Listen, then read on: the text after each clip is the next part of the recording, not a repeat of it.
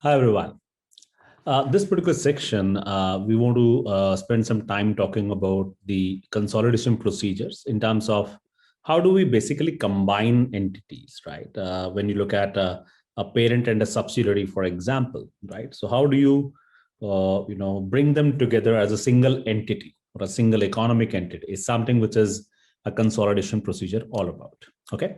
Now we know that if you look at two different entities, so let's call it a parent and a subsidiary. So what we understand is that parent acquires a controlling stake in, let's say, the subsidiary, for example, right? Now, so this is P basically, right? So when you say you're looking at a controlling stake, effectively we are saying in a simple language that P has acquired the equity in S, right? Sufficient enough that it provides him a controlling stake. Now, this could be 100% subsidiary or a partial subsidiary. When I say partial, of course, we mean to say less than 100%. So it could either be 100% subsidiary or less than 100% subsidiary. But importantly, in both the cases, we need to see that there is indeed a controlling stake available, right? So the controlling stake has to be available. And we said that we presume for more than 50% stake, we presume that control exists, right? So the control is assumed if it is more than 50%, right? So that is where we started, talking about the consolidation or the word control or acquisition, for example, of the other business. Okay. The other part that we want to highlight here is that if you look at the balance sheet, right, P has its own assets, liabilities, and of course, equity as far as its own financial statements are concerned, right? It also includes, by the way, the assets would include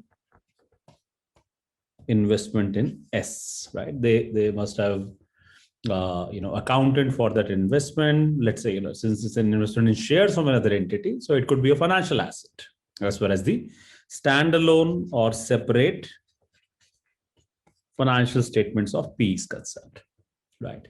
Similarly, S also has its own assets, its own liabilities, and its own equity, right? Of course, this equity, investment is made by the parent entity, right?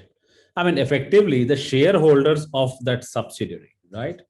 The shareholding of that subsidiary has changed from some other shareholders or original shareholders. It is the parent company which has become a shareholder, right? So we are saying that it could be either 100%, shares with P, or of course a majority.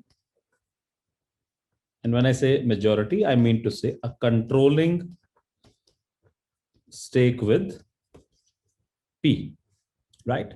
So we would not differentiate between, as far as the consolidation is concerned, we do not differentiate between whether it is 100% or let's say less than 100% or a partial ownership that the parent has got, right? We say at a group level, okay, at a group level, the way we want to bring that consolidated balance sheet is that P, of course, controls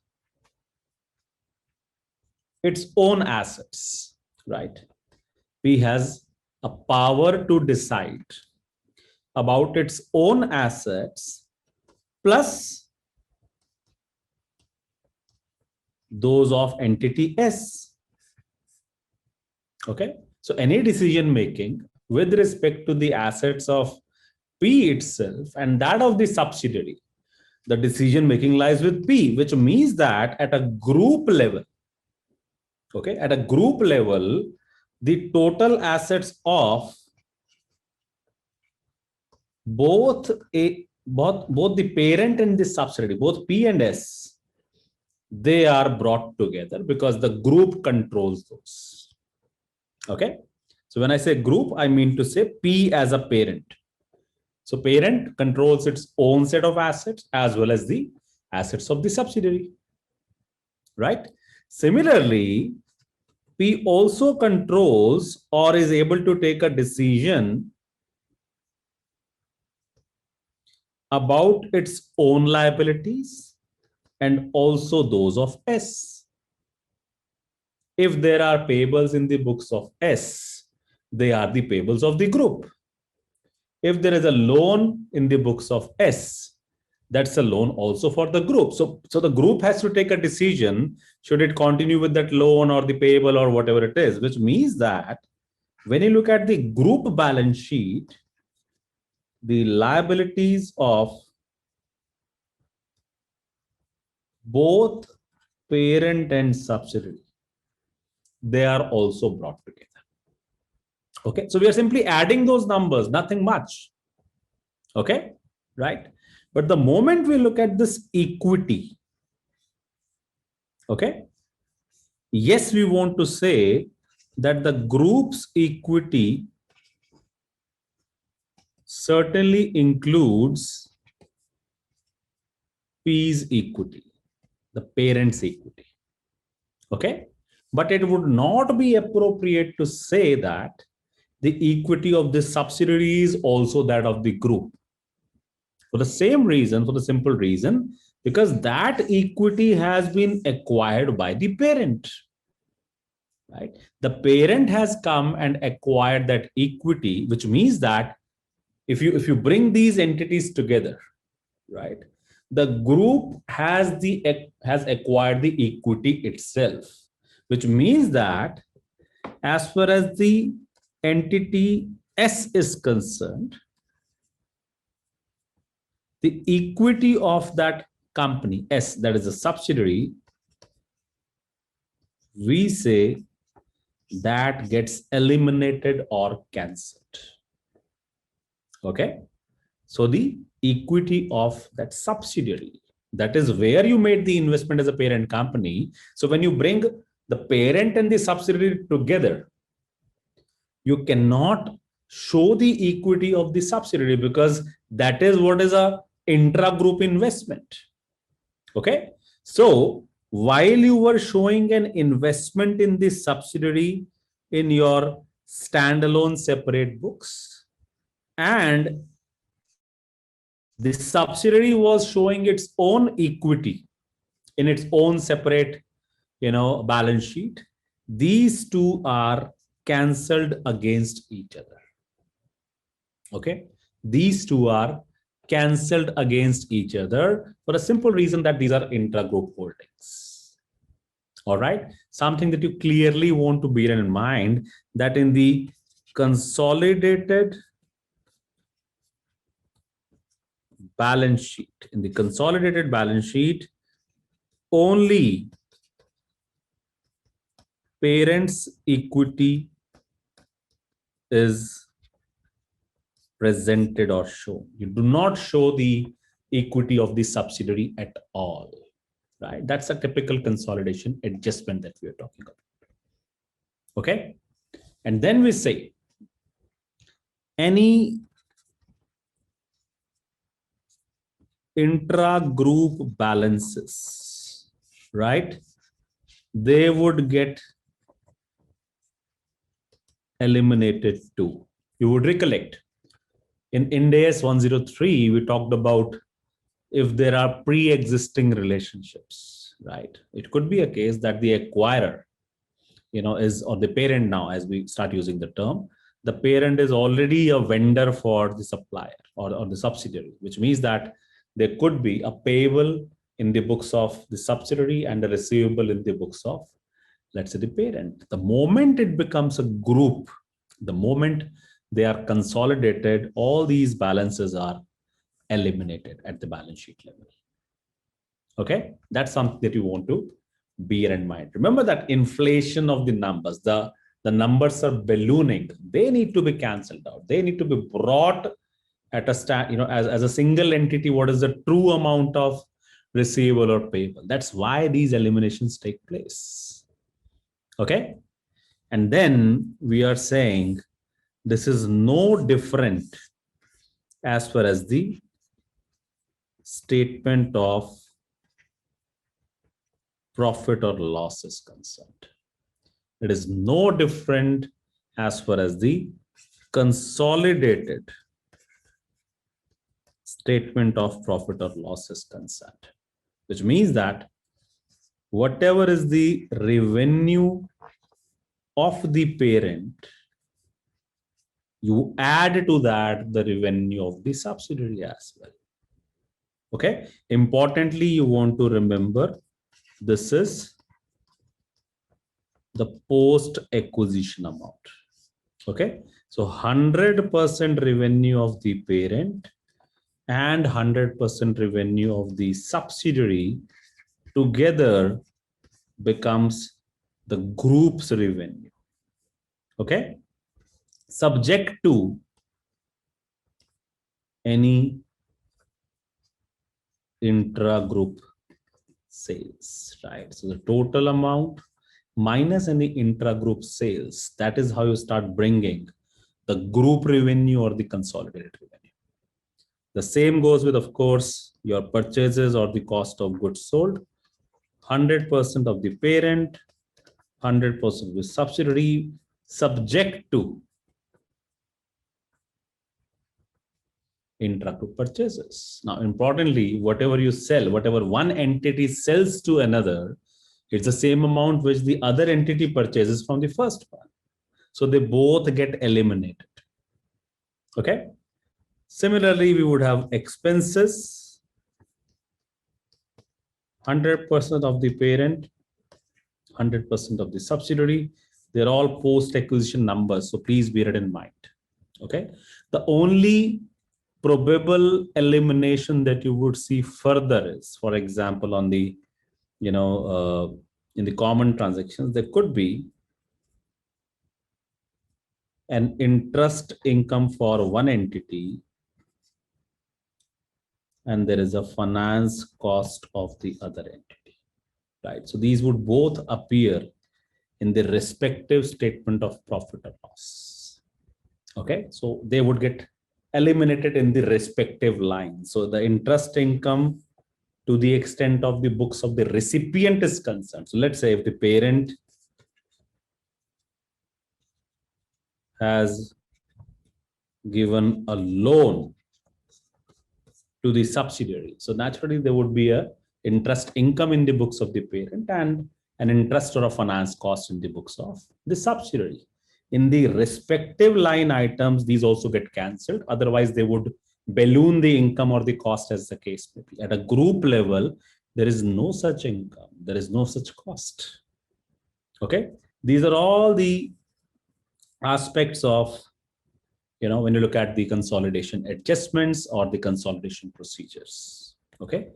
Now, of course, there is also importantly, several aspects, including what if it is not 100% stake?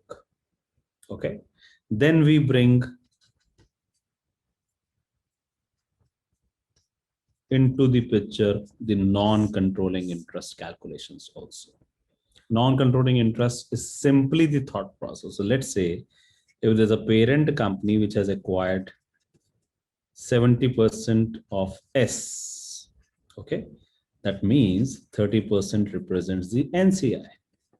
Okay, so you do the normal consolidation, both the the revenue of the parent as well as the subsidiary. 100% of that would get added, subject to intra-group transactions, of course, and so on and so forth for the purchases and expenses and taxes, etc. But what happens eventually? The share of profit, right? This share of profit of S, whatever is the net profit that is shared between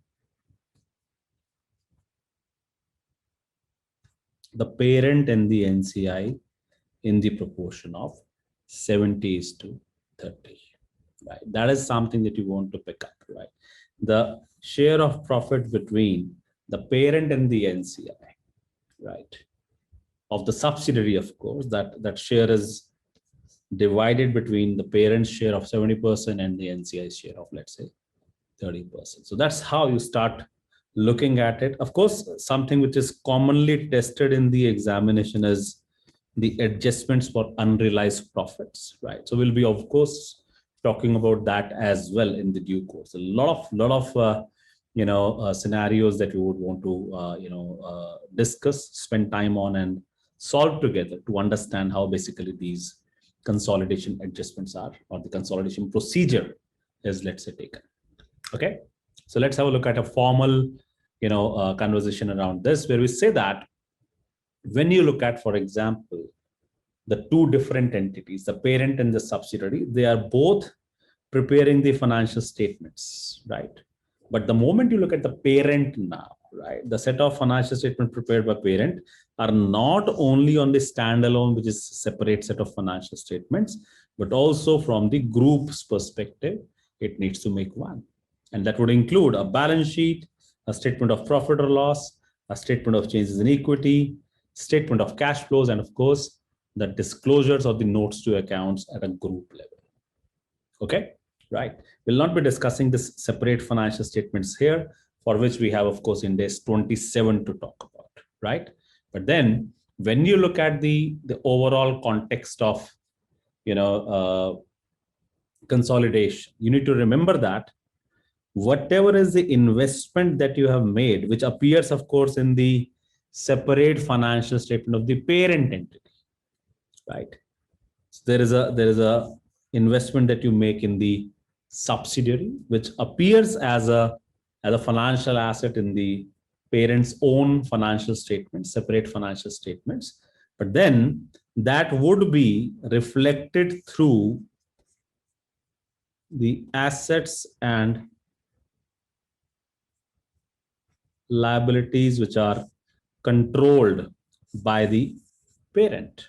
Okay, so that is where you start looking at. You showcase those net assets and, of course, the share of profits or reserves, etc.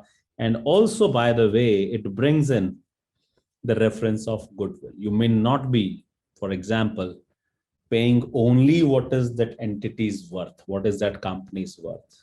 You might be paying something over and above. We have discussed this context of goodwill or a capital reserve, which is gain on bargain purchase under Ind AS 103, right? So again, start looking at that the goodwill which is calculated there sits in the accounting part, right? That's what you're supposed to, let's say, bring along. And as we said that if you're not acquiring 100% stake, you bring into the context non-controlling interest, which is shown as a separate line item within the equity. As far as the group financial statements are concerned, you show it as a separate line item. Okay, this is something that we have discussed with the help of some broader examples. Let's have a look at what exactly this slide is trying to suggest. It says that consolidation of an investee, which is basically your subsidiary, shall begin from the date the investor obtains control of the investee. Now, this is something which is referred to as the date of acquisition.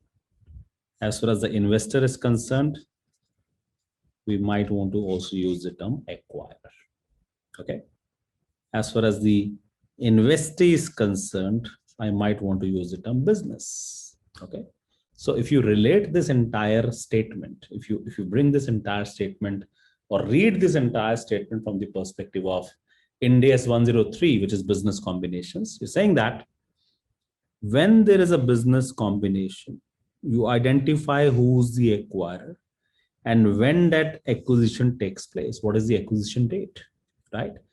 As on that date, and from that date and onward, consolidation starts. Okay, up to what point in time? Till the time the control is there, which means that whatever accounting that we are doing the consolidation of the subsidiaries business, right? Bringing all the assets, liabilities, revenue, expenses, etc. as a part of the group. We shall continue to do it till the time the control exists, right? Again, remember the statement. You consolidate when you control, and you will not consolidate if you have lost the control later, right? You will, from that date that the control is lost, you cannot consolidate after that. Okay, but then assuming if you are having the control, then you combine all the items of assets, liabilities, income, expenses, cash flows, etc. You eliminate the investment in this subsidiary and the equity of that subsidiary. That is where the first, intragroup cancellation or the intragroup balances are cancelled with each other, right? If there are further intragroup balances of assets or liabilities or income or expenses, etc., even those are cancelled out, including unrealized profits. Okay, this is something which is a key discussion that we would be doing with the help of several questions later. And of course, we expect that you prepare group financial statements using uniform accounting policies. That is something critical. Okay, and then there could be losses which may suggest, which may probably indicate that there is an impairment loss as well. And also importantly, what we discussed, for example, in case of business combinations, we talk about the tax adjustments for the goodwill calculation. Even those aspects could be relevant, right? Both at the level of acquisition of the business, and also for these elimination of group transactions. We'll be doing all these coverages with the help of several questions to understand in entirety what exactly is the context around. Okay, so this is something which is the overall perspective as far as the balance sheet is concerned, right? You look at the balance sheet of the parent and the subsidiary, you make consolidation adjustments, and you bring the consolidated balance sheet of the group now. Okay, and then you start doing the same exercise for the group profit and loss account.